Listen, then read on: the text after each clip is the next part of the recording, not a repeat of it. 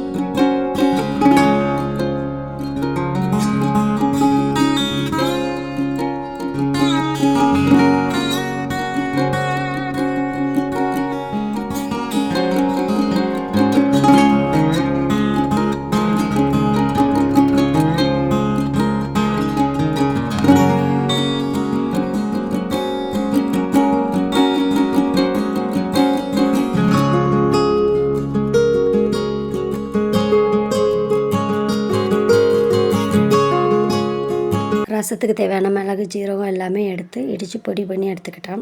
தனியாகவே இடித்து எடுத்துட்டேன்.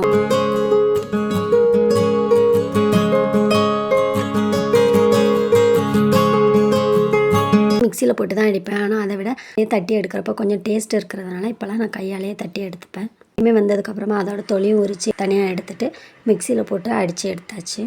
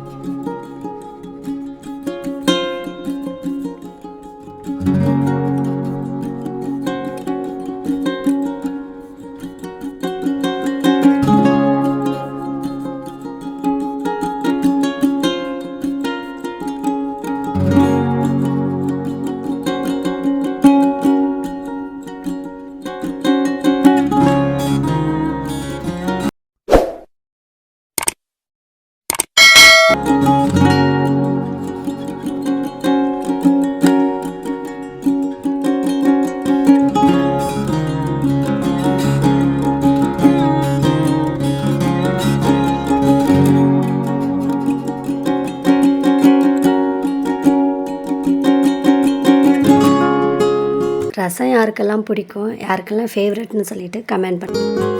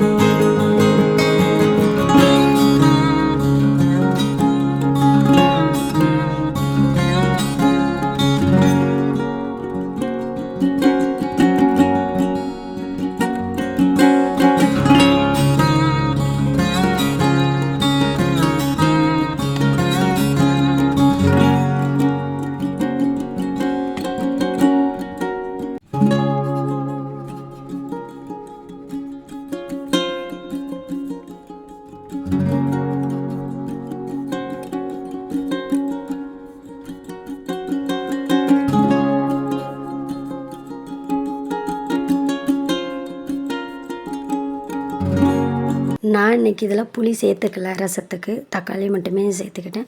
புளி வேணும்னா கொஞ்சமாக சேர்த்துக்கலாம். ஆனால் எனக்கு ரொம்ப புளி ஃப்ளேவர் பிடிக்காதுங்கிறதுனால நான் சேர்த்துக்கல.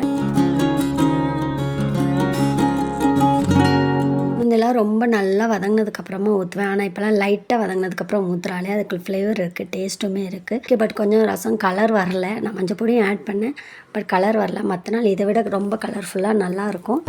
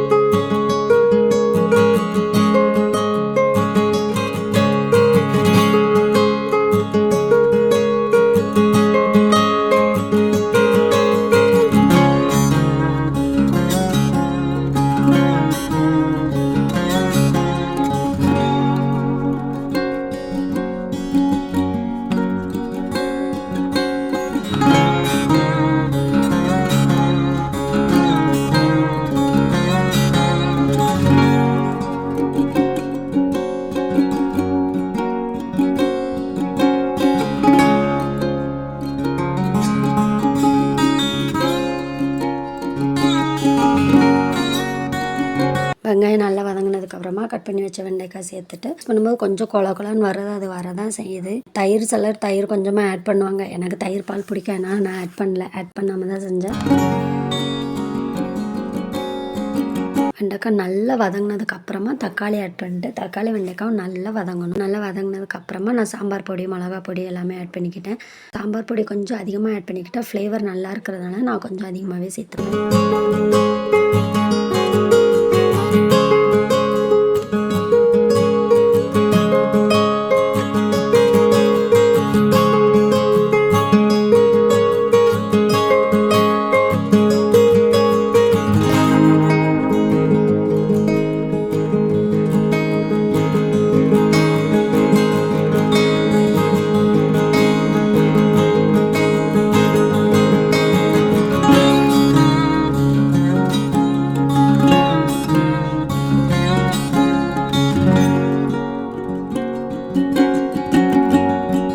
உங்கள் யாருக்கெல்லாம் இந்த காம்போ பிடிக்கும்னு சொல்லிவிட்டும் கமெண்ட் பண்ணுங்கள். என்னோடய ப்ரீவியஸ் vlog பார்க்காதவங்க பார்த்துக்கோங்க. நந்தி ஹில்ஸ், மந்தாரகிரி ஹில்ஸ் அந்த வீடியோலாம் நான் போஸ்ட் போட்டிருக்கேன்.